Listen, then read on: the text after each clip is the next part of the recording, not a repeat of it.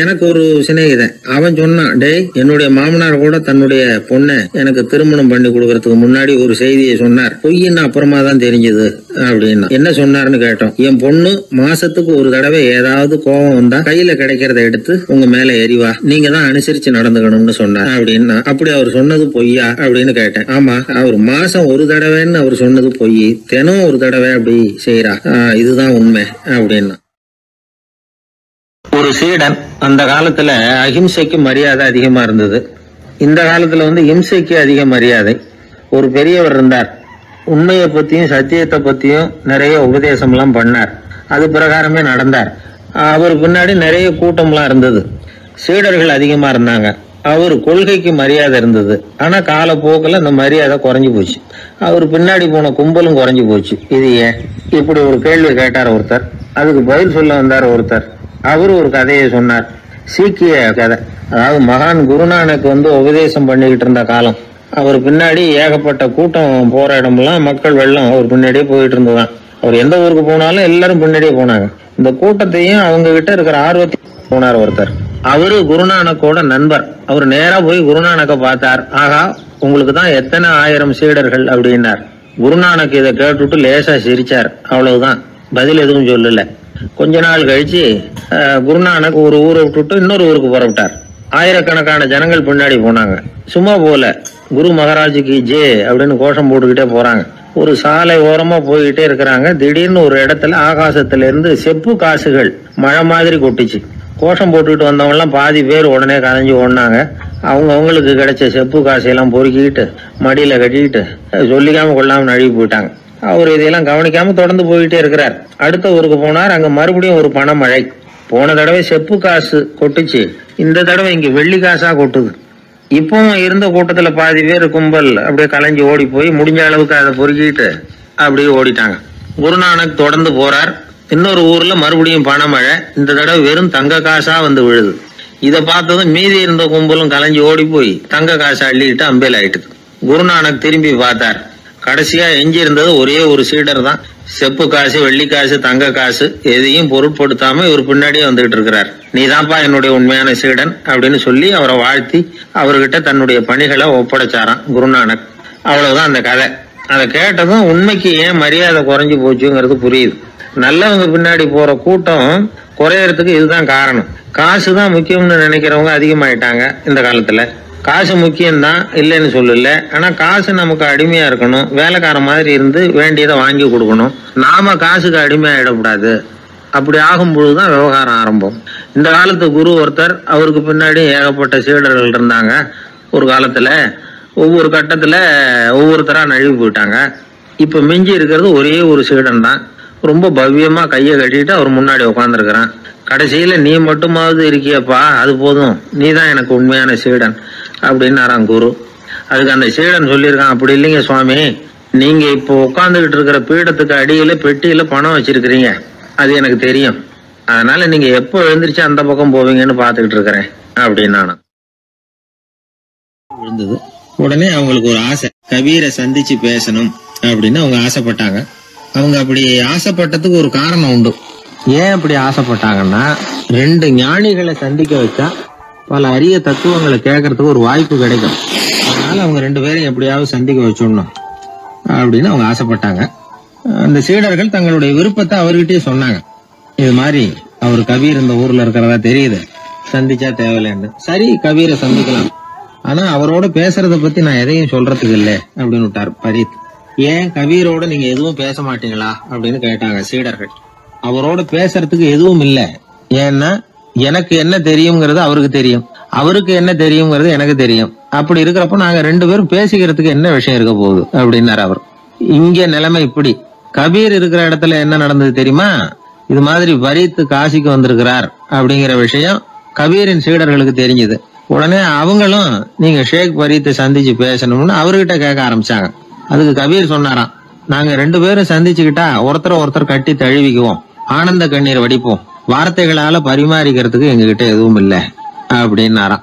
இருந்தாலும் ரெண்டு பக்கத்துல இருந்த சீடர்களும் அப்படி நினைக்கல. எப்படியும் இவங்க சந்திச்சுக்கிட்டா கொஞ்சமாவது பேசாம இருக்க முடியாது, ஏதாவது பேசிக்குவாங்க அப்படின்னு நினைச்சாங்க. அதனால தொடர்ந்து வற்புறுத்தினாங்க. கபீர் பரீத்தை தன்னுடைய ஆசிரமத்துக்கு அழைச்சார். அந்த ஊரின் எல்லைக்கே போய் அவரை அழைச்சிட்டு வந்தார். 2 பேரும் சந்திச்சாங்க. ஒருத்தர் கட்டி பிடிச்சுக்கிட்டாங்க. ஒருத்தர் கைய ஒருத்தர் பிடிச்சபடியே ரொம்ப நேரம் நின்றுட்டு இருந்தாங்க. ஆனந்த கண்ணீர் வழிஞ்சுது. கபீர் ஆசிரமத்துல 2 பேரும் மௌனமா உட்கார்ந்துருக்காங்க. ஏதாவது பேசுவாங்கன்னு சொல்லி எதிர்பார்த்துக்கிட்டே 2 பக்கமும் சீடர்கள் காத்துக்கிட்டு இருக்கிறாங்க. பேசுங்கன்னு சொல்லியும் பார்த்தாங்க. அதை கேட்டதும் லேசா சிரிச்சாங்களே தவிர எதுவுமே பேசிக்கலையாம். ஒரு நாள் பூரா இப்படியே போயிட்டுது. அதுக்கப்புறம் பரீத் கபீர் கிட்ட விடைபெற்றுக்கிட்டு புறப்பட்டார். ஏன் நீங்க பேசல அப்படின்னு சொல்லி கபீரின் சீடர்கள் கேட்டாங்களாம். அதுக்கு கபீர் சொன்னார், நாங்க 2 பேரும் உணர்ந்ததை சொல்றதுக்கு வார்த்தைகள் கிடையாது. எல்லாமும் உணர்ந்த பரீத்து கிட்ட பேசுறதுக்கு என்கிட்ட எதுவும் இல்லை, அதனால பேசல அப்படின்னார். இதே மாதிரி பரீத்தின் சீடர்களும் அவர்கிட்ட கேட்டிருக்கிறாங்க, ஏன் நீங்க பேசலன்னு. எங்க 2 பேர்ல யாராவது ஒருத்தர் பேச ஆரம்பிச்சிருந்தாலும் அதை போல முட்டாள்தனம் வேற எதுவும் இருக்க முடியாதுன்னாரு அவரு. ஞானிகள் 2 பேரும் பேசி இருந்தா என்ன ஒரு தெளிவு கிடைக்குமோ அதை விட அதிகமான தெளிவு கிடைச்சுதான் சீடர்களுக்கு. உண்மையின் வடிவமான பரம்பொருள் பேசப்பட வேண்டிய ஒன்றல்ல, அது உணரப்பட வேண்டிய ஒன்று அப்படிங்கறத அவங்க புரிஞ்சுக்கிட்டாங்களாம். ஒரு கணவனும் மனைவியும் ரொம்ப நாள் ஒருத்தர் பிரிஞ்சிருந்தாங்க. பல வருஷங்களுக்கு அப்புறம் அவங்க சந்திச்சாங்க. சந்திச்ச உடனே ஏதாவது பேசலாம்ல, பேசல. 2 பேருமே மௌனமா இருந்தாங்க. இந்த ஞானிகள் மாதிரி ஒருத்தர் ஆர்வமா பாத்துக்கிட்டாங்க, அவ்வளவுதான். அந்த கணவனை தனியா கூப்பிட்டுக்கிட்டு போய் ஒருத்தர் விசாரிச்சார். ஏன்பா இவ்வளவு நாள் கழிச்சு சந்திக்கிறீங்க, நீயாவது முதல்ல வாயை திறக்கப்படாதான்னார். அதுக்கு அவர் சொன்னார், ஏற்கனவே நான் வாயை திறந்ததுனால தானே சார் இவ்வளவு காலமும் பிரிஞ்சு இருக்கிறது மாதிரி ஆச்சு, அதனால அவசரப்படாம பொறுமையா இருக்கிறேன் அப்படின்னாராம். அதனால பேச்சு பெருசுதான், இருந்தாலும் மௌனம் அதை விட பெரியது அப்படிங்கறத ஒரு வாழ்வியல் உண்மையாக நாம புரிஞ்சுக்கணும். ஒரு சீடன் வெளியூர் புறப்படுறதுக்கு தயாரா இருந்தான். ரொம்ப தூரம் போக போறான். திரும்பி வர நாளாகும். புறப்படுறதுக்கான ஆயத்த வேலைகள்ல ஈடுபட்டு இருந்தான். அந்த சமயம் பார்த்து இன்னொரு சீடன் அவங்கிட்ட வந்தான். நம்ம குரு உன்னை அழைச்சிட்டு வர சொன்னார், வா அப்படின்னு கூப்பிட்டான். இவன் உடனே புறப்பட்டு போனான். குருநாதரை பார்த்தான். அவர் காலில் விழுந்து வணங்கினான். வணங்கிவிட்டு எழுந்திரிச்சான். அவ்வளவுதான். குரு ஏதாவது உபதேசம் பண்ணுவாருன்னு எதிர்பார்த்தான். ஆனா நடந்தது என்ன தெரியுமா? குரு அவனுக்கு ஓங்கி ஒரு அடி கொடுத்தார். எதிர்பாராம இந்த அடியை வாங்கினதும் அந்த சீடன் அதிர்ந்து போயிட்டான். பக்கத்துல இருந்த மற்ற சீடர்களும் திகைச்சு போய் நின்னுட்டாங்க. அடி வாங்கின சீடனுக்கு மனசுக்குள்ள குழப்பம். நாம என்ன தப்பு பண்ணணும், புறப்படுற நேரத்துல இப்படி குரு கிட்ட அடி வாங்குற மாதிரி ஆயிட்டுதே அப்படின்னு நினைச்சு மனசுக்குள்ள ரொம்ப வேதனைப்பட்டான். கொஞ்சம் துணிச்சலை வரவழைச்சுக்கிட்டு குருநாதர்கிட்டயே கேட்டுட்டான், சுவாமி நான் என்ன தப்பு பண்ணினேன், என்ன இப்படி அடிச்சுட்டீங்களே, ஒரு வார்த்தை கூட உங்களை எதிர்த்து நான் பேசினது இல்லையே, இவ்வளவு காலமா உங்க விருப்பத்துக்கு விரோதமா ஒரு காரியம் கூட நான் செஞ்சது இல்லையே, வந்ததும் வராததுமா ஒண்ணுமே சொல்லாம என்ன அடிச்சுட்டீங்களே, குருவே நான் செஞ்ச குற்றம் தான் என்ன அப்படின்னு கண்ணீரோட பரிதாபமா கேட்டானா அந்த சீடன். ஆனா அந்த குரு முகத்துல கொஞ்சம் கூட கோபம் இல்லை. அவர் சிரிச்சுக்கிட்டே நின்றுகிட்டு இருந்தாராம். அதுக்கப்புறம் சொன்னாராம், என்னுடைய அருமை சீடனே, நீ ஒரு தவறும் பண்ணல. நான் உன்னை அடிச்சது நீ ஏதோ தப்பு பண்ணிவிட்டேங்கிறதுக்காக இல்ல, நீண்ட பயணம் போக போறேன், ஞாபகமா ஏதாவது கொடுத்து அனுப்ப வேணாமா, நீ ஞானம் பெற்ற பிறகுதான் திரும்பி வரப்போறேங்கிறது எனக்கு தெரியும், அதுக்கு பிறகு உன்னை அடிக்க முடியுமா, அதனால இப்ப கிடைச்சிருக்கிற இந்த வாய்ப்பை பயன்படுத்திக்கிட்டேன், அப்போதைக்கு இப்பவே அடிச்சுட்டேன், அவ்வளவுதான், வேற ஒண்ணும் இல்லை அப்படின்னாராம். குரு சிரிச்சுக்கிட்டே இப்படி சொல்றார். இருந்தாலும் இதுவும் ஒரு உபதேசம் தான். அதிர்ச்சிகளால விழிப்படைய வைக்கிறதும் ஒரு வழிதான். இது ஜென் வழி. பெரும்பாலும் அதிர்ச்சியின் மூலமாகவே ஞான தரிசனத்தை அருள்கிறவர்கள் தான் ஜென் குருமார்கள். நம்ம தியானம் தான் ஜென். இந்தியாவிலிருந்து சீனாவுக்கு போய் கொஞ்சம் பேர் மாறி வளம் பெற்று ஜப்பான்ல ஜென் ஆகி வளர்ந்துருக்குது, அவ்வளவுதான். ஜென்கிறது தியானம். எதை நினைச்சும் தியானிக்கிறது இல்ல, எல்லாத்திலையும் தியானம் இருக்கிறதா சொல்லுது ஜென். பேசுறது, இருக்கிறது, நடக்கிறது, சாப்பிடுறது, சிரிக்கிறது, தூங்குறது, தொழில் செய்யறது அல்லது சும்மா இருக்கிறது எல்லாமே தியானம் தான். ஜென்கிறது ஒரு சுய தரிசனம், தன்னைத்தானே அடையாளம் கண்டுகொள்கிறது தான். அது இல்லாத எதையும் தேடி கண்டுபிடிக்கிறது இல்ல. சென் மார்க்கத்தை பத்தி ஓஷோ என்ன சொல்றாரு தெரியுமா? காணாமல் போன தன்னுடைய மூக்கு கண்ணாடி தன்னுடைய மூக்கின் மேல் இருப்பதை கண்டுகொள்வது போன்றது சென் அப்படிங்கிறார். நம்மால் ஒருத்தர் இன்னொருத்தர் முகத்தை ரொம்ப நேரமா உத்து பார்த்துக்கிட்டு இருந்தார். என்ன பாக்குறீங்கன்னாரு அவரு. நீங்க போட்டிருக்கீங்களே மூக்கு கண்ணாடி, அதை தான் பாக்குறேன்னாரு இவரு. நீங்க அப்படி பாக்குறதுக்கு விசேஷ காரணம் ஏதாவது உண்டான்னு கேட்டார் இவர். உண்டுன்னார். என்னன்னு கேட்டார். நேத்திக்கு காணாம போன என்னோட மூக்கு கண்ணாடி அது அப்படின்னாராம் இவர். எதிர்காலத்தை நினைச்சா எனக்கு ரொம்ப பயமா இருக்கு சார் அப்படின்னு சொல்றவங்க நிறைய பேர் இருக்கிறாங்க. அதாவது பயப்படாத மனிதர்கள்னு யாருமே கிடையாது. ஒவ்வொருத்தருக்கும் ஒவ்வொரு விதமான பயம் இருந்தாலும் ஒட்டுமொத்தமா பாக்குறப்போ மனிதனுக்கு 6 விதமான பய உணர்வுகள் வரலாம் அப்படின்னு பெரியவங்க சொல்றாங்க. எல்லா விதமான பயமும் இந்த 6 வகைக்குள்ள அடக்கம். அந்த 6 வகை பயமும் 6 எதிரிகள் மாதிரியாம். 6 எதிரிகளையும் புரிஞ்சுக்கிட்டோம்னா போதும், வாழ்க்கையில சுலபமா வெற்றி அடைய முடியும். சரி, அந்த 6 வகை பயம் என்னென்ன அப்படின்னு பாப்போம். முதல்ல வறுமை பற்றிய பயம், 2வது பழிச்சொல் பற்றிய பயம், 3வது உடல் நலம் பாதிப்பு பற்றிய பயம், 4வது என்னன்னா காதல் தோல்வி, 5வது முதுமை, 6வது மரணம். அதாவது பயப்படுறதுங்கிறது ஒரு மனநிலை தான். இந்த மனநிலையை கட்டுப்படுத்த முடியும், திசை திருப்ப முடியும். சரி, இந்த பயங்களின் அறிகுறிகள் எப்படி இருக்கும்? வறுமை பற்றிய பயம் அப்படின்னு முதல்ல சொன்னோம் இல்லையா, அந்த பயத்தின் அறிகுறிகளை தெரிஞ்சுக்குவோம். எதுலேயும் அக்கறை இல்லாம இருக்கிறது, ஒரு குறிக்கோள் இல்லாம இருக்கிறது, வறுமையை சகிச்சுக்கிறது, வாழ்க்கையில கிடைக்கிறது எதுவா இருந்தாலும் ஆட்சேபனை இல்லாமல் ஏத்துக்கிறது, மனசாலும் உடம்பாலும் சோர்ந்து போயிருக்கிறது, ஆர்வம், முனைப்பு, கற்பனை திறன் எதுவுமே இல்லாம இருக்கிறது. இதெல்லாம் தான் அந்த வறுமை பற்றிய பயத்தின் அறிகுறிகள். அடுத்தது ஒண்ணு பார்த்தோமே, பழிச்சொல் பற்றிய பயம். அதாவது அடுத்தவங்க நம்மளை குறை சொல்லி விடுவாங்களோ அப்படிங்கிற பயம். இதுக்கு அறிகுறி என்ன தெரியுமா? புதியவர்களை சந்திக்கிறதுக்கு பயப்படுறது, முடிவு எடுக்க முடியாம குழம்புறது, பிரச்சனைகளை தவிர்க்க விரும்புறது, தாழ்வு மனப்பான்மை, வரவுக்கு மீறி செலவு செஞ்சு இமேஜை உயர்த்திக்கிறது, குறிக்கோள் இல்லாத வாழ்க்கை. இதெல்லாம் தான் அதுக்கு அறிகுறிகள். 3வது பயம் உடல் நலம் பாதிப்பு பற்றிய பயம், அதாவது நோய் பற்றிய பயம். ஒரு உண்மை என்ன தெரியுமா? டாக்டரை சந்திக்கிற மனிதர்கள்ல 75% பேர் தங்களுக்கு நோய் வந்துட்டுதுங்கிற கற்பனையில இருக்கிறவங்களாம். நிஜமாவே நோய் கிடையாது அவங்களுக்கு. இந்த பயத்தின் அறிகுறிகள் என்னன்னா, வியாதிக்கான அறிகுறிகள் தன்னிடம் இருக்கிறதாக நினைச்சுக்கிறது, எந்த நேரமும் வியாதியை பத்தியே பேசி பேசி மனசை அங்கேயே வச்சிருக்கிறது, நோய் சம்பந்தமான செய்திகளை படிச்சு நமக்கு இப்படி ஆயிடுமோ அப்படின்னு வேதனைப்படுறது. இதெல்லாம் தான் அதுக்கு அறிகுறிகள். 4வது பயம் காதல் தோல்வி. இது ரொம்ப வேதனை, உடம்பையும் மனசையும் சீரழிச்சு விடும். ஆண்களை விட பெண்கள் தான் இந்த பய உணர்வுல அதிகமா பாதிக்கப்படுறாங்க. 5வது முதுமை பற்றிய பயம். 6வது மரண பயம், வயசான காலத்துல எப்படி சமாளிக்கிறது அப்படிங்கிற பயம். ஆக இதையெல்லாம் நாம புரிஞ்சுக்க வேண்டியது ரொம்ப அவசியம். இந்த 6 வகை பயங்களை சரியா புரிஞ்சுக்கிட்டு நாம நடந்துக்கணும்.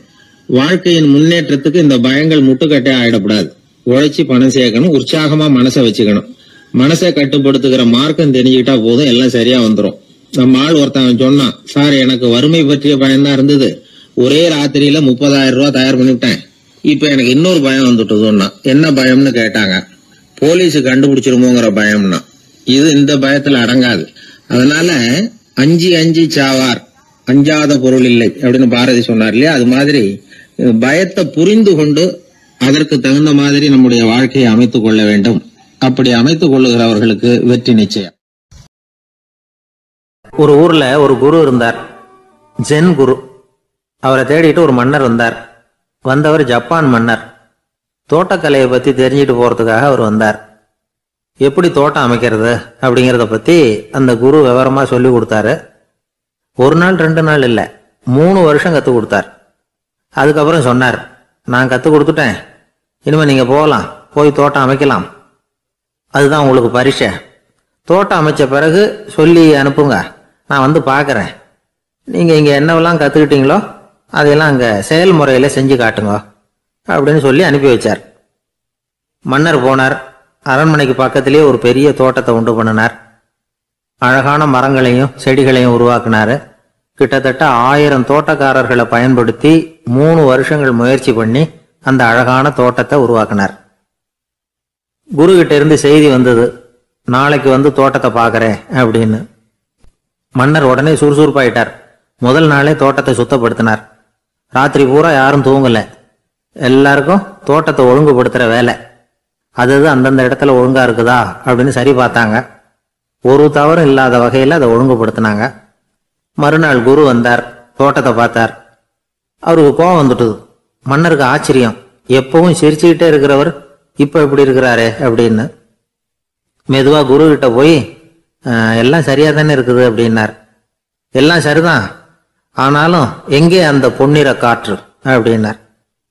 உதிர்ந்த இலைகள், பொன் மஞ்சள் நிற இலைகள் காற்றில் அப்படி புரண்டு ஓடுவதை நான் பார்க்க முடியவில்லையே அப்படின்னாராம். அது இல்லாம இந்த தோட்டம் உயிரோட்டம் உள்ளதா இருக்காது, இதுல பாடல் இல்லை, ஆடல் இல்லை, அதெல்லாம் இல்லாம இந்த தோட்டம் ரொம்பவும் செயற்கையா தெரியுதுன்னாராம். மன்னர் இப்பதான் யோசனை பண்ணார். கீழே கிடந்த காஞ்சி போன இலைகள் மட்டும் இல்ல, மரத்துல இருந்த காஞ்சி போன இலைகளையும் அப்புறப்படுத்தி சுத்தமா வச்சிருக்கிறார். இறப்பும் வாழ்க்கையினுடைய ஒரு பகுதி தான். மரணம்ங்கிறது வாழ்க்கைக்கு எதிரானது அல்ல, அதை நிரப்பும் ஒரு பகுதி தான் அது. மரணம் இல்லையில் வாழ்க்கையே இல்லை அப்படிங்கிறது பெரியவங்க கருத்து. இப்ப அந்த தோட்டம் அழகாதான் இருக்குது, இருந்தாலும் அது ஒரு ஓவியம் மாதிரி உயிர் இல்லாமல் இருக்கு. குரு ஒரு வாளியை கையில எடுத்துக்கிட்டார், தோட்டத்தை விட்டு வெளியில போனார். ஏற்கனவே வீசி எறிந்த அந்த சருகுகளை எல்லாம் அள்ளி கொண்டுட்டு வந்தார். உள்ள எல்லா இடங்கள்லயும் அதை வீசினார். உடனே காத்து அந்த காய்ந்த சருகுகளையும் பழுத்த இலைகளையும் அசைக்க ஆரம்பிச்சுட்டுது. இப்போ அங்க சலசல சத்தம், சங்கீதம், இலைகளின் நடனம், ஓவியம் மாதிரி இருந்த அந்த தோட்டத்துக்கு இப்போ உயிர் வந்துட்டுது. இதுதான் அந்த பொன்னான காற்று அப்படின்னாராம் குரு. மன்னருக்கு புரிஞ்சுது. மிகப்பெரிய ஜென் கேள்வி ஒன்று உண்டு. உம்மான் அப்படிங்கிற ஒரு பெரிய குருவை பார்த்து துறவி ஒருத்தர் கேட்டாராம், இலைகள் எல்லாம் கீழே விழுந்து மரங்கள் மொட்டையாக இருக்கும் பொழுது என்ன நடக்கும்? இதுதான் கேள்வி. இதுக்கு உம்மான் சொன்ன பதில் பொன்னான காற்று, தி கோல்டன் விண்ட் அப்படின்னாராம். இதுக்கு என்ன விளக்கம்னா, உன்னுடைய எண்ணங்கள் எல்லாம் உன்னுடைய மனசிலிருந்து கீழே விழுந்து உனது உள்ளுணர்வானது மொட்டையாக நிற்கும் நிலைதான் அது. உனது வேர்களின் அருகில் காற்று வீசுகிறது. எல்லா எண்ணங்களும் உன்னிலிருந்து வெகு தூரத்துக்கு புரண்டு கொண்டே சென்று விடுகிறது. நீ அவற்றை கடந்து விட்டால் நீ அவைகளுக்கெல்லாம் மேலெழுந்து கீழே பார்ப்பவனைப் போல நிற்க ஆரம்பித்து விடுவாய். அதுதான் தியானம் என்பது அப்படின்னு சொல்றாங்க. தியானம்ங்கிறது எண்ணத்துக்கு எதிரானது இல்ல, தியானம்ங்கிறது எண்ணங்களை கடந்து செல்வதுதான். அதுக்கப்புறம் நாம பொன்னிற காற்றுல ஆட ஆரம்பிச்சிருவோம். இதுதான் பெரியவர்கள் சொல்றது. என்கிட்ட ஒருத்தர் தோட்டம் அமைக்கணும்னு யோசனை கேட்டு வந்தார். எல்லாம் சொல்லி கொடுத்தேன். செடிகள்லாம் செழிப்பா வளரணும்னா வேறு காயாம பாத்துக்குங்க, தினமும் தண்ணி விடுங்க அப்படின்னு சொல்லி அனுப்பி வச்சேன். ஒரு மாசம் கழிச்சு ஒரு தோட்டத்தை பாக்குறதுக்காக போனேன். போய் பார்த்தா எல்லா செடியும் வாடி கிடக்குது. என்னங்க இப்படி பண்ணிவிட்டீங்கன்னு. நீங்க சொன்னபடிதான் செஞ்சேன்னார். என்ன செஞ்சீங்கன்னு கேட்டேன். வேறு காயாம பார்த்து சொன்னீங்க, தினமும் ஒரு தடவை எல்லா செடியையும் ஒவ்வொன்னா புடுங்கி பார்த்து வேறு காயாம இருக்கா அப்படின்னு பார்த்துட்டு அதுக்கப்புறம் தண்ணி பாய்ச்சனே, அவ்வளவுதான் அப்படின்னார். நம்மள மாதிரி ஒரு ஆசாமி அவன் நம்மள மாதிரியே கற்பனை பண்ணான். அதாவது நாம தான் இந்த உலகத்துல ரொம்பவும் கஷ்டப்படுறோம், மற்றவங்க எல்லாம் சந்தோஷமா இருக்கிறாங்க அப்படின்னு அவன் நினைச்சுக்கிட்டான். அவன் ஒரு நாள் கடவுளை வேண்டிக்கிட்டானா, சுவாமி இந்த உலகத்துல எவ்வளவோ பேர் இருக்கிறாங்க, ஒவ்வொருத்தருக்கும் ஒவ்வொரு விதமான கஷ்டம் இருக்கலாம், ஒத்துக்கிறேன். இருந்தாலும் எனக்கு அது கொஞ்சம் அதிகமா இருக்கிறது மாதிரி தெரியுது. அதனால நீங்க எனக்காக ஒரு சின்ன உதவி செஞ்சா போதும். அது வேற ஒண்ணும் இல்ல, என்கிட்ட இருக்கிற துயரங்களை இன்னொருத்தர் யாருகிட்டயாவது கொடுத்துருங்க, அவர்கிட்ட இருக்கிற துயரங்களை என்கிட்ட மாத்தி கொடுத்துருங்க. ஒரு மியூச்சுவல் டிரான்ஸ்பர், அவ்வளவுதான். அப்படி பண்ணிவிட்டா போதும் அப்படின்னு வேண்டிக்கிட்டானா. அன்னைக்கு ராத்திரியே அவன் ஒரு கனவு கண்டிருக்கான். வானத்திலிருந்து ஒரு குரல் கேட்டிருக்கு. அது என்ன சொல்லிச்சு தெரியுமா? ஏ ஜனங்களே, எல்லாரும் அவங்கவுங்க கஷ்டங்களை ஒரு பையில போட்டு எடுத்துக்குங்க. அப்படி எடுத்துக்கிட்டு நேரா இந்த ஊர் எல்லையில இருக்கிற கோயிலுக்கு சேருங்க அப்படின்னு அந்த குரல். ஆஹா, கடவுள் நம்ம பிரார்த்தனைக்கு செவி சாய்ச்சுட்டார் அப்படின்னு சந்தோஷப்பட்டான் இவன். உடனே என்ன பண்ணான், தன்கிட்ட இருந்த கஷ்டத்தையெல்லாம் ஒரு சாக்கு பையில போட்டு எடுத்துக்கிட்டான். வீட்டை விட்டு வெளியில வந்தான். தெருவில் இறங்கி நடக்கிறான். அங்க பார்த்தா ஏகப்பட்ட பேர் ஆளுக்கு ஒரு பைய தூக்கிக்கிட்டு கோயிலுக்கு போயிட்டு இருக்கிறாங்க. சில பேர் மூட்டையா கட்டி தலையில சுமந்துக்கிட்டு போயிட்டு இருக்கிறாங்க. இவன் பார்த்தான். இவனுக்கு ரொம்ப ஆச்சரியமா இருந்தது.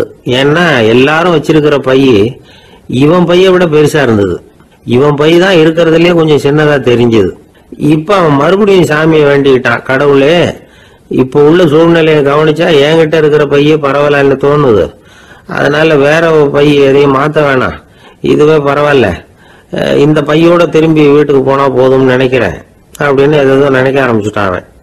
எல்லாரும் கோயிலுக்கு போய் சேர்ந்தாங்க. கோயில்ல அந்த குரல் மறுபடியும் கேட்டுது. எல்லாரும் அவங்கவுங்க பைகளை சோகத்துல தொங்க விடுங்க. திடீர்னு விளக்குகள் அணையும், மணி அடிக்கப்படும், அதுதான் அடையாளம். அந்த சமயத்துல இருட்டுல உங்களுக்கு வேண்டிய பைய நீங்க மாத்தி எடுத்துக்கலாம், தேர்ந்தெடுத்துக்கலாம். வெளிச்சம் இருக்கிறப்பவே உங்களுக்கு பிடிச்ச பைக்கு பக்கமா பார்த்து நீங்க நின்னுக்கலாம் அப்படின்னு சொல்லி விவரம் சொல்லிச்சான் அந்த குரல்.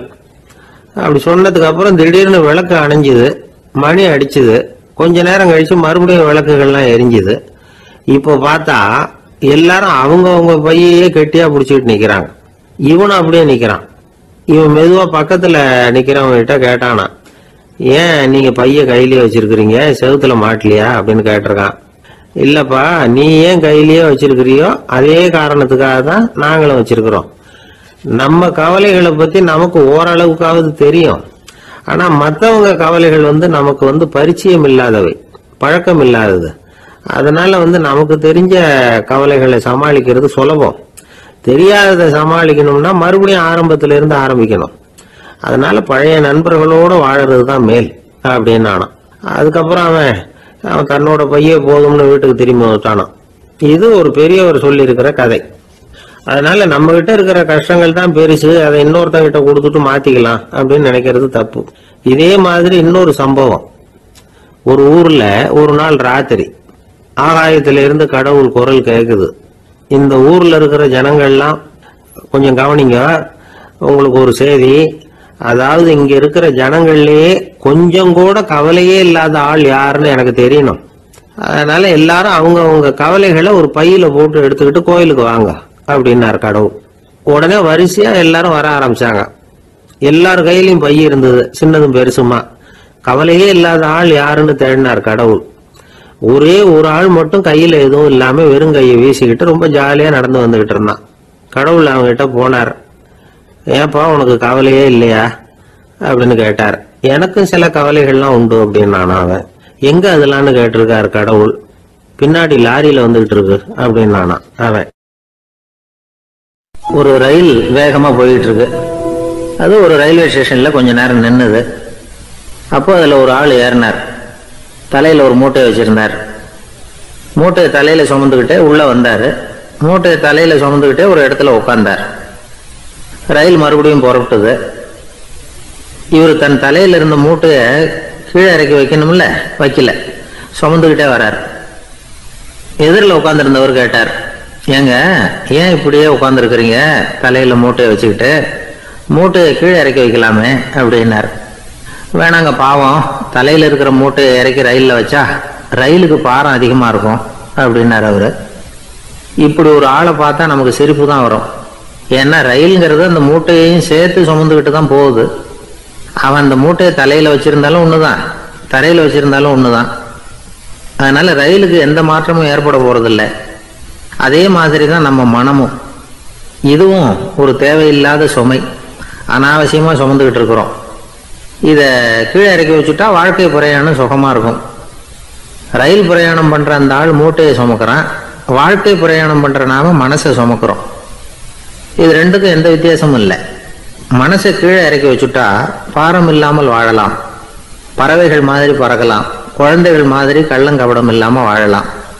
இந்த வெளி உலகத்துல நாம நிலை பெற்று இருக்கணும், வேரூன்றி இருக்கணும்.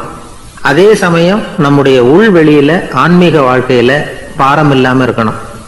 அப்போ பறக்கணும், நதியை போல ஓடணும், மிதக்கணும். பயணம் சுகமா இருக்கும், களைப்பு தெரியாது, கவலை தெரியாது. ஒரு சீடன் போதி தர்மரை நாடி வந்தான். குருவே, நீங்கள் என்ன வெறுமையாக இருக்க சொன்னீங்க, நான் இப்ப மறுபடியும் வெறுமையானவன் ஆகிட்டேன், அதனால இப்ப என்ன செய்ய சொல்றீங்க என்ன அப்படின்னு சொல்லி நின்னான். உடனே அந்த குரு பக்கத்துல இருந்த ஒரு குச்சியை எடுத்து அவன் தலையில அடிச்சு, போய் அந்த வெற்றுத்தன்மையையும் வீசி எறிந்து விட்டு வா அப்படின்னார். நான் இப்போ காலியா இருக்கிறேன்னு ஒருத்தன் சொல்றான்னு வச்சுங்க, அது உண்மை இல்லை. ஏன்னா இன்னமும் அதுல நான்கிற எண்ணம் இருக்குது.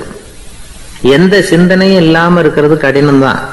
ஆனாலும் மனிதன் அதுல உள்ள நுட்பத்தை புரிஞ்சுக்கிட்டான்னா இவ்வளவு தூரம் தூக்கி சுமந்துக்கிட்டு வந்த அந்த மனதின் முட்டாள்தனத்தை அவனே பார்த்துட்டு சிரிப்பான்.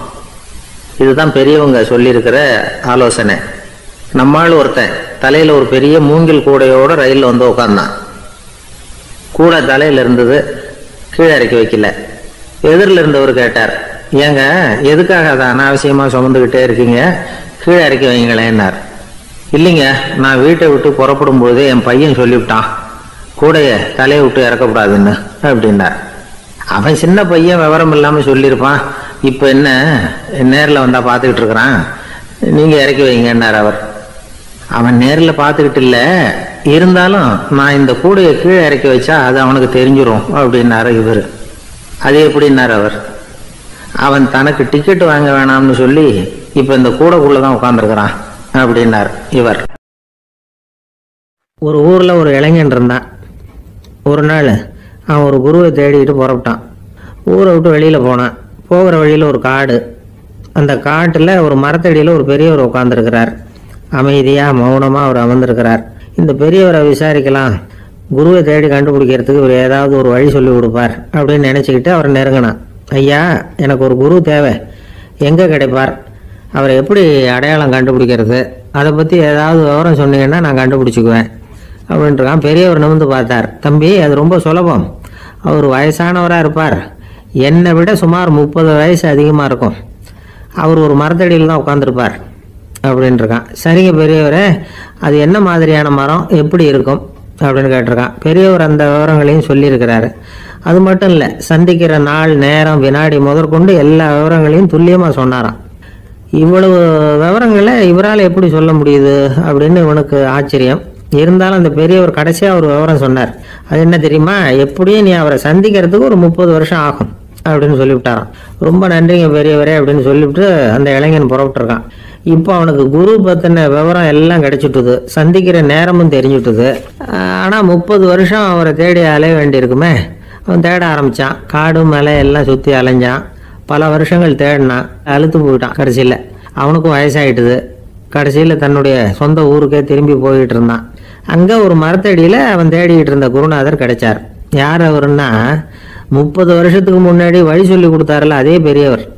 அவருக்கு இப்போ 30 வயசு அதிகமாக இருந்தது. அதே மரம். அன்னைக்கு பெரியவர் சொன்ன அடையாளம் இப்போ பொருத்தமாக இருந்தது. இப்போ அந்த பெரியவர் சொன்னார், சரியா வந்து சேர்ந்துட்டேன், வா, உனக்காக தான் நான் இவ்வளவு காலமும் காத்துக்கிட்டு இருந்தேன் அப்படின்னாராம். என்ன சொல்றீங்கன்றிருக்கான். 30 வருஷத்துக்கு முன்னாடி என்கிட்ட வந்தியே, அப்பவே என் காலம் வந்து முடிஞ்சு போயிருந்தது. அப்பவே என்ன உனக்கு அடையாளம் தெரியல, அதனால இவ்வளவு காலம் உனக்காக காத்துட்டு இருக்கும்படி ஆயிட்டுது அப்படின்னாராம். ஐயா, அப்பவே நீங்க சொல்லியிருக்கலாமே, இதுதான் 30 வருஷம் கழிச்சு நீ சந்திக்க போற இடம், நான் தான் உன்னுடைய குரு அப்படின்னு சொல்லியிருக்கலாமே அப்படின்ட்டுருக்கான். அந்த பெரியவர் சிரிச்சுக்கிட்டே இதுக்கு பதில் சொன்னாராம். நான் எவ்வளவோ விவரமாக தான் சொன்னேன், நீ சரியா புரிஞ்சுக்கல. காரணம், அப்போ நீ போதுமான அளவுக்கு பக்குவம் பெற்றிருக்கவில்லை, அதனால புரியும் சக்தி இல்லாமல் போயிட்டுதப்போ 30 ஆண்டு காலம் நீ அலைஞ்சு தெரிஞ்சிருக்கிற. அது காரணமா இப்போ உனக்கு அந்த பக்குவம் வந்துட்டுது. அதனாலதான் அடையாளம் காண முடிஞ்சது, நானே உன்னுடைய குரு அப்படின்னாராம். இதுல இருந்து என்ன தெரியுதுன்னா, ஆன்மீகத்துல மாணவனாக சேர்றதுக்கு கூட ஒரு பக்குவத்தன்மை தேவைப்படுது. ஒரு பெரிய ஞானி, அவர்கிட்ட சீடனா இருக்க ஒருத்தன் வந்தான். எதிரில் நின்னா. ஞானி அவனை வெகு நேரம் உற்று பார்த்தார். அப்புறம் சொன்னார், சீடனா இருக்கிறது ரொம்ப சிரமம்னார். நான் தயாரா இருக்கிறேன்னா.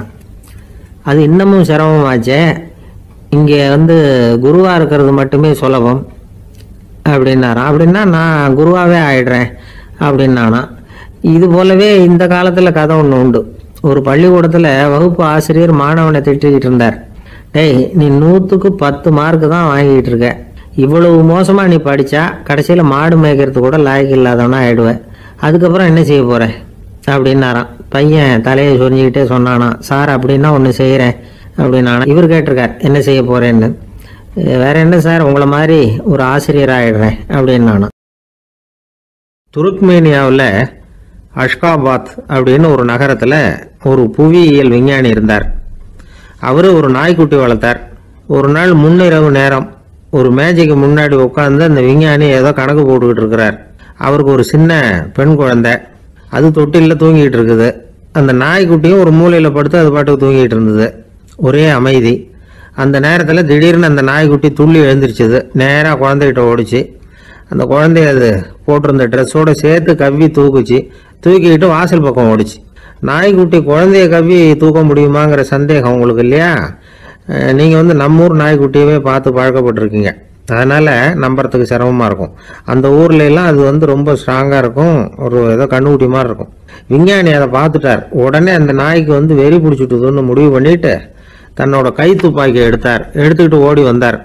அவர் வெளியில நாய்க்குட்டி எங்க அப்படின்னு பார்த்து தேடுறார். அந்த நேரத்தில் அந்த வீடு இடிஞ்சு விழுது. காரணம் பூமி அதிர்ச்சி. இப்படி பூமி அதிர்ச்சி உண்டாக போகுதுங்கிறது அந்த நாய்க்குட்டிக்கு முன்னாடியே தெரிஞ்சு போச்சு. அதுதான் குழந்தைய தூக்கிட்டு வெளியில ஓடி வந்திருக்குது. அது மூலமா அந்த குடும்பத்தையே காப்பாத்தி இருக்குது அந்த நாய்க்குட்டி. இந்த சம்பவம் நடக்கிறதுக்கு 3 நாளைக்கு முன்னாடியே சில பிராணிகளுக்கு இப்படி நடக்க போகுதுங்கிறது தெரிஞ்சிருக்குதான். ஆமா, அந்த நகரத்துல 3 நாளைக்கு முன்னாடியே பாம்பு, பல்லி இதெல்லாம் அது தங்கியிருந்த வலையை விட்டு வெளியில ஓடி வந்துட்டுது. அதே மாதிரி அங்கிருந்த புறாவெல்லாம் பறந்து போயிடுச்சான்.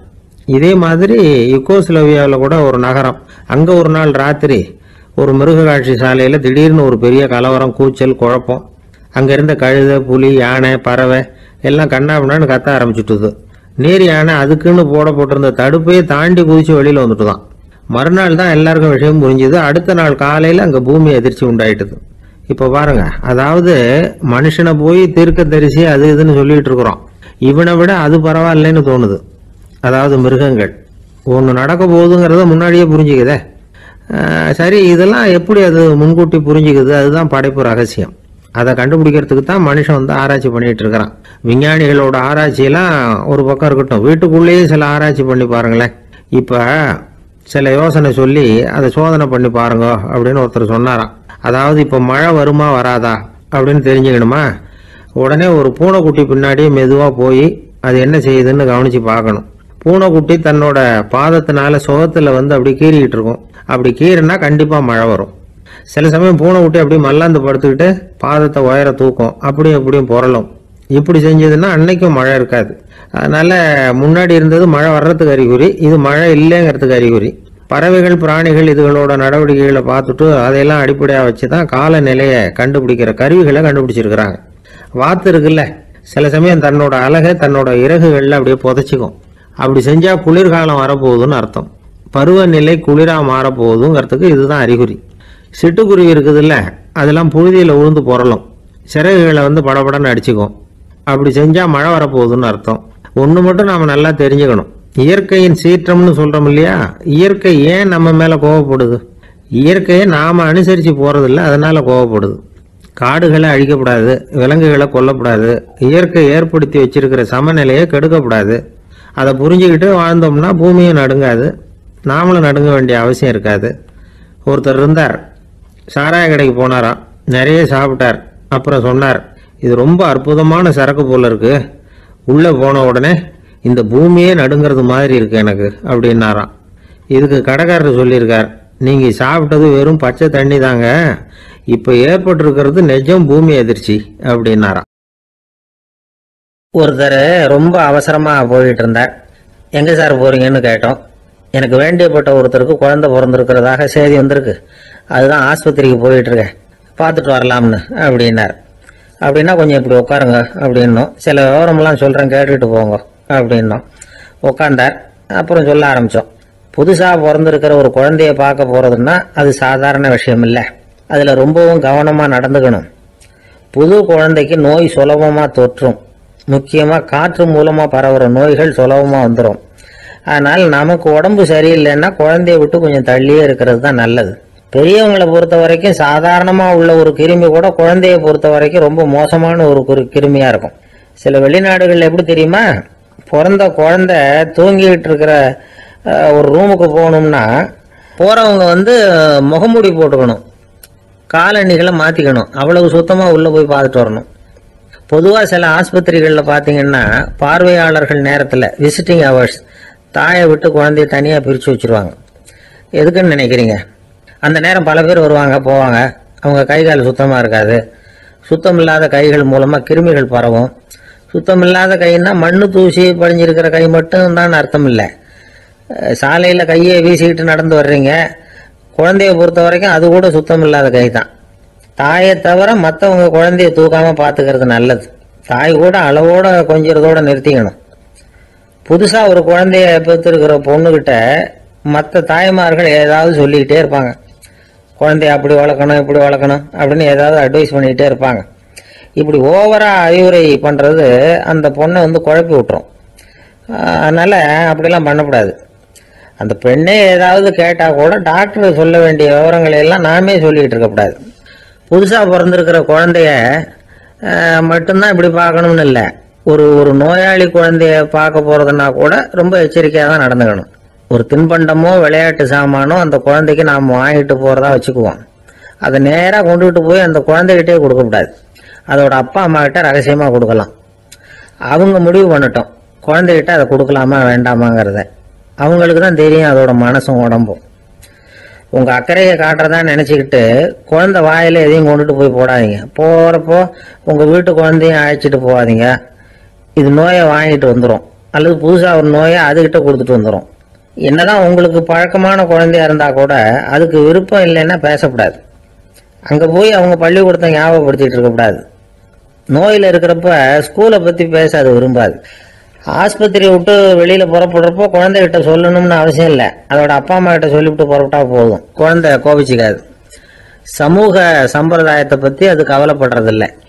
இப்படி எல்லா விவரமும் நம்ம எதிரில் உட்காந்துருந்தவங்க கிட்ட சொல்லி முடித்தோம். ரொம்ப நன்றி சார் அப்படின்னு சொல்லிவிட்டு அவர் புறப்பட்டார். குழந்தைங்க கொஞ்சம் வளர்கிற வரைக்கும் தான் நாம் எச்சரிக்கையாக இருக்கணும்னு இல்லை, வளர்ந்த பிறகு இன்னும் எச்சரிக்கையாக இருக்கணும். ஒரு பையன் பள்ளிக்கூடத்துலேருந்து திரும்பி வீட்டுக்கு வந்தான். முகம் பூரா நகத்தால் கீறி இருந்தது. அப்பா பார்த்து பயந்துட்டார். யாருடா உன்னை இப்படி பண்ணது அப்படின்னாரு. என் கூட படிக்கிற இன்னொரு பையன்னா. நாளைக்கு உன் கூட பள்ளிக்கூடத்துக்கு வர்றேன், நீ எனக்கு அவனை அடையாளம் காட்ட முடியுமான்னார். அது ரொம்ப சுலபம் நான் பையன். எப்படின்னார் அப்பா. அவன் காதில் ஒன்று கையோடு எடுத்துகிட்டு வந்திருக்கிறேன், இதோ என் பையில தான் வச்சுருக்கேன் அப்படிங்கிறான் அந்த பையன். ஒருத்தர் ஒரு தவறு செஞ்சு விடுறாருன்னு வச்சுக்கங்க.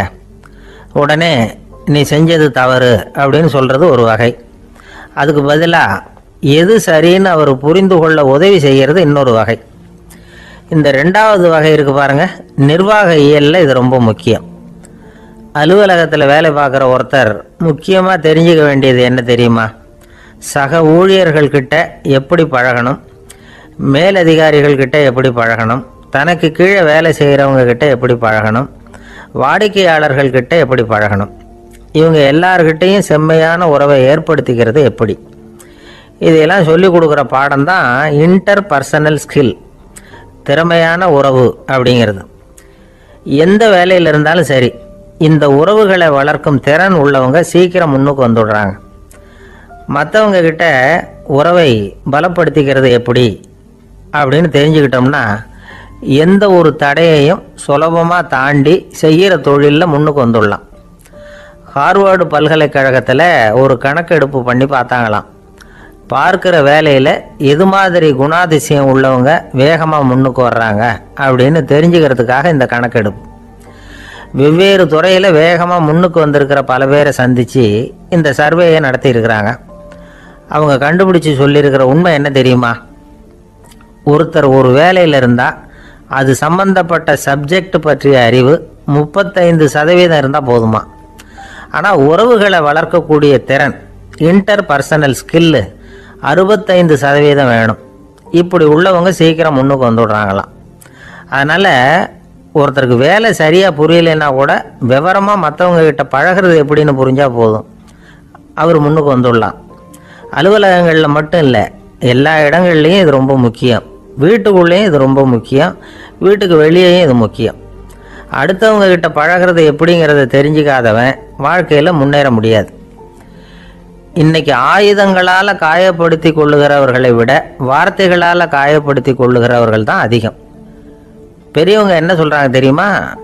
நீங்கள் இந்த பூமியில் பிறந்ததன் அர்த்தம் பூர்த்தி ஆகணும்னா அடுத்தவங்களுக்கு உதவி பண்ணுங்க. அடுத்தவங்களுக்கு உதவி செய்ய முடியாவிட்டால் கூட பரவாயில்லை, ஆனால் யாரையும் புண்படுத்தி விடாதீங்க அப்படின்னு சொல்கிறாங்க.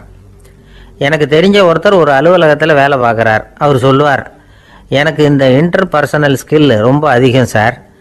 சக ஊழியர்கள்கிட்ட ரொம்ப சுமூகமாக நடந்துக்குவேன்.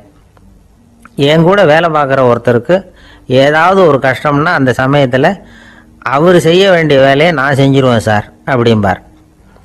நான் அவர்கிட்ட சமீபத்தில் அப்படி ஏதாவது செஞ்சுருக்கீங்களா அப்படின்னு கேட்டேன். செஞ்சுருக்கேன் சார்.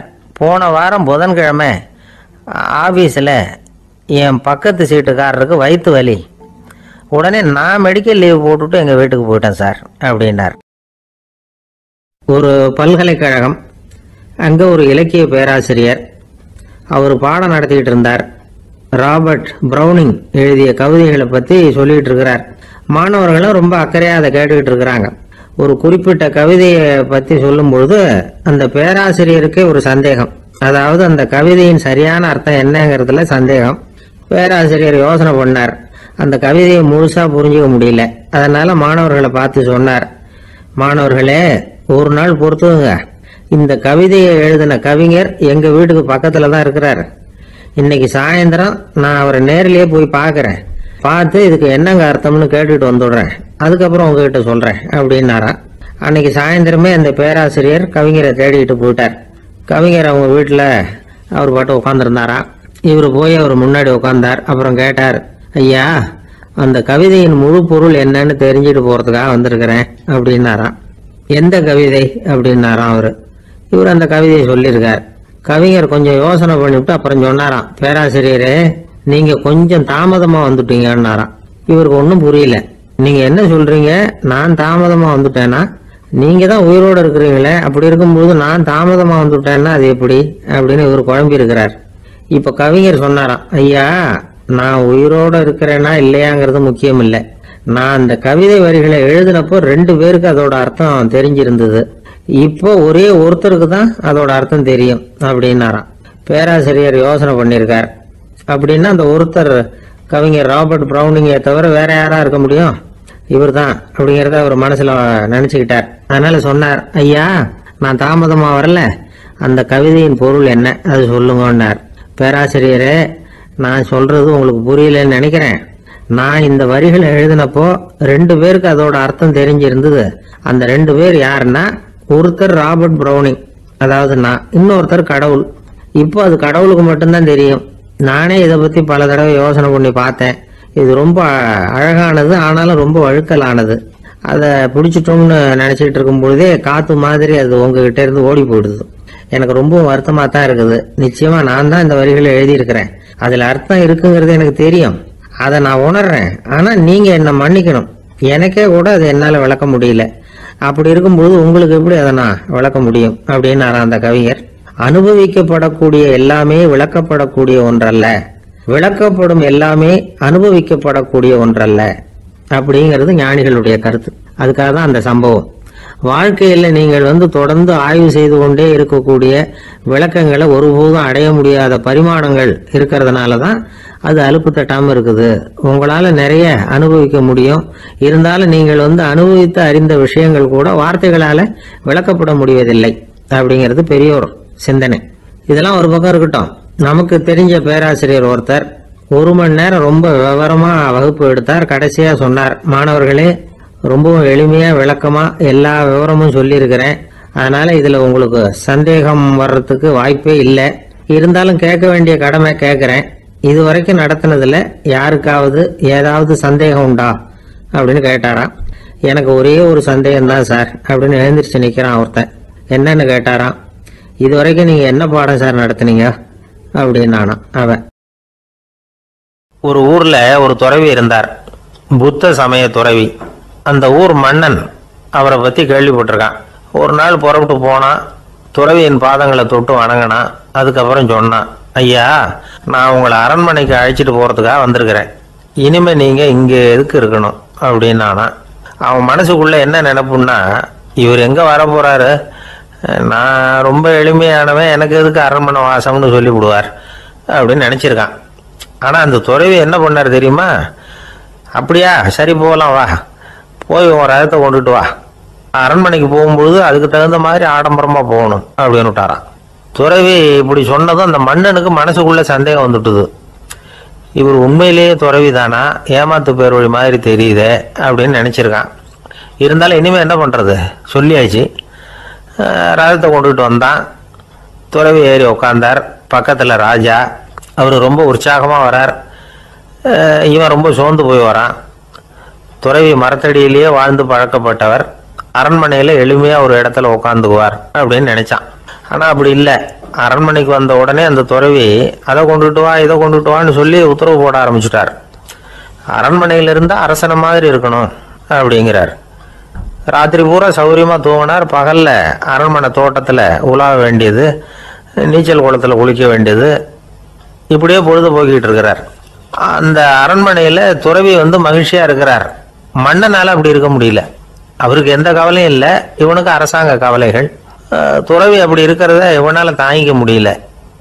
ஒரு நாள் அவர்கிட்டயே போய், நான் உங்ககிட்ட கொஞ்சம் பேசணும் நானா துறவி பார்த்தார். நான் இந்த அரண்மனைக்கு வரும்பொழுதே நீ என்னமோ என்கிட்ட கேட்கணும்னு நினைச்ச. ஏன் காலதாமதம்? நீ அனாவசியமா உன்னையே தொந்தரவு பண்ணிட்டு இருக்கிற. நீ கவலையா இருக்கேங்கிறது எனக்கு புரியுது. நான் மரத்தடியில் இருந்தப்போ கூட என்னை அடிக்கடி வந்து சந்திச்சுக்கிட்டு இருப்ப. ஏதாவது விளக்கம் கேட்கறது உண்டு. இங்க வந்த பிறகு என்னை சந்திக்கிறது கூட அபூர்வமா போயிட்டுது. நீ இப்போ என்ன கேட்க போறேங்கிறது எனக்கு தெரியும். இருந்தாலும் கேளு அப்படின்னாராம். வேற ஒன்றும் இல்லைங்க. இப்போ உங்களுக்கும் எனக்கு என்ன வித்தியாசம்? 2 பேரும் அரண்மனையில தான் இருக்கிறோம். நீங்க மகிழ்ச்சியா இருக்கிறீங்க, நான் அப்படி இருக்க முடியல. இவ்வளவுக்கும் நீங்க முன்னாடி இருந்தது மாதிரி இல்லை. தினமும் தங்க தேர் கேட்குறீங்க, உயர்தரமான ஆடைகள் அணிகிறீங்க, சுவையான சாப்பாடு. இப்படி இருக்கிறப்போ உங்களுக்கும் எனக்கு என்ன வித்தியாசம்? இதுதான் மன்னனுடைய கேள்வி. இதுக்கு பதில் சொல்றேன், என் கூட புறப்பட்டு வா, இந்த நகரத்துக்கு வெளியில போவோம் அப்படின்னு சொல்லி அரசனை கூப்பிட்டுக்கிட்டு ஊர் எல்லைக்கு வந்து சேர்ந்தார் துறவி. அங்க போய் சொன்னார், இதை பாருப்பா, இந்த இடத்த தான் தேடிட்டு இருந்தேன். இனிமே நான் வந்து திரும்பி வர போறதில்ல. நீ என்னோட வர்றியா திரும்பி போறியா அப்படின்னார். நான் எப்படிங்க உங்க கூட வர முடியும்? என்னுடைய நாடு, என்னுடைய சொத்துக்கள், மனைவி, மக்கள் எல்லாத்தையும் விட்டுட்டு எப்படிங்க வர்றதுன்னா. இப்ப அந்த துறவி சொன்னார், இப்ப வித்தியாசத்தை தெரிஞ்சுக்கிட்டியா? நான் அரண்மனையில் இருந்தேன், எல்லா வித பொருள்களும் உடையவனா இருந்தேன். ஆனா எதையும் சொந்தம் கொண்டாடுறவனா இருக்கல. ஆனா நீ அப்படி இல்லை, எல்லாத்தையும் சொந்தம் கொண்டாடிட்டு இருக்கிற. இதுதான் நமக்குள்ள வித்தியாசம் அப்படின்னு சொன்னார். அரண்மனை ஆடைகளை அப்படியே களைஞ்சார், அரசங்கிட்ட கொடுத்தார். உன்னுடைய ஆடைகளை நீயே வச்சுக்கோன்னார். அவர் பாட்டுக்கு நடந்து போனார், திரும்பியே பார்க்கல. அரசனுக்கு அப்பதான் தன்னுடைய அறியாமை விளங்குச்சான். இதுல இருந்து நாம புரிஞ்சுக்க வேண்டியது என்னன்னா, இந்த உலகத்துல எத்தனையோ பொருள்கள், அதையெல்லாம் முறையா பயன்படுத்தினா மகிழ்ச்சி. அதை விட்டுட்டு அதுக்கெல்லாம் சொந்தம் கொண்டாட ஆரம்பிச்சா கவலை. நம்ம ஆட்கள் வந்து சொந்தம் கொண்டாடுற விதமே தனி. ஒரு ஆளு இன்னொருத்தங்கிட்ட ஒரு கொடை கடன் வாங்கியிருந்தான், திருப்பி கொடுக்கல. கொடையை கொடுத்தவன் கேட்டான், என்கிட்ட கடன் வாங்கினிய கொடை, அதை கொஞ்சம் திருப்பி தர்றியான்னா. அது உனக்கு இப்போ அவசரமா தேவைப்படுதா அப்படின்னு கேட்டான் இவன். எனக்கு தேவைப்படல, அந்த கொடையை நான் யாருக்கிட்ட வாங்கியிருந்தேனோ அவனுக்கு இப்போ அது அவசரமா தேவைப்படுது அப்படின்னானா அந்த ஆள். ஒரு சராசரி மனிதனுடைய இயல்பு என்ன? இன்பம் வந்தா துள்ளி குதிப்பான், துன்பம் வந்தா சோர்ந்து போய் ஒரு மூலையில உட்காந்துருவான். இவன் தான் சராசரி மனிதன். ஆனா ஒருத்தன் இன்பம் வந்தா அதுக்காக மகிழ்ச்சி அடையறதில்ல, துன்பம் வந்தா அதுக்காக சோர்ந்து போறதில்ல அப்படின்னு வச்சுக்கோங்க. அப்படி இருந்தா அவன் சாதாரண ஆள் கிடையாது. ஒரு ஊர்ல ஒரு ஞானி இருந்தார். அவரை தேடிட்டு ஒரு பெரியவர் வந்தார். ஐயா, ஞானத்துல சிறந்த ஞானம் எது அப்படின்னு கேட்டாராம். இதுக்கு அந்த ஞானி என்ன பதில் சொன்னார் தெரியுமா? இன்பத்தினால மகிழ்ச்சி அடையாமலும் துன்பத்தினால சோர்வு அடையாமலும் இருக்கிறது தான் அந்த ஞானம், பெரிய ஞானம் அப்படின்னாராம். சரி சுவாமி, அப்படிப்பட்ட ஞானம் உங்களுக்கு எப்படி வந்ததுன்னு கேட்டிருக்காரு இவர். அதை நான் ஒரு கழுதைகிட்ட இருந்து கற்றுக்கிட்டேன் அப்படின்னாராம் அவர். இவருக்கு ஒன்றும் புரியல, ஒரு மாதிரியாக முழிச்சிருக்கிறார். இதை அவர் புரிஞ்சுக்கிட்டார். நீங்கள் நாளைக்கு காலையில் நம்முடைய ஆசிரமத்துக்கு வாங்க, புரிய வைக்கிறேன்னாராம். சரின்னு அவர் போயிட்டார். மறுநாள் காலையில் ஆசிரமத்துக்கு வந்து சேர்ந்தார். ஞானி அவரை கூப்பிட்டு உட்கார வச்சார். வாங்க, வந்து இப்படி உட்காருங்க, கொஞ்ச நேரத்தில் இந்த வழியாக ஒரு கழுதை போகும், அதை கவனித்து பாருங்கன்னாராம். இவருக்கு இன்னமும் ஒன்றும் புரியாமல் போச்சு, ஒரே குழப்பம். இருந்தாலும் அந்த ஞானி சொன்னது மாதிரியே உட்காந்துருக்கிறார்.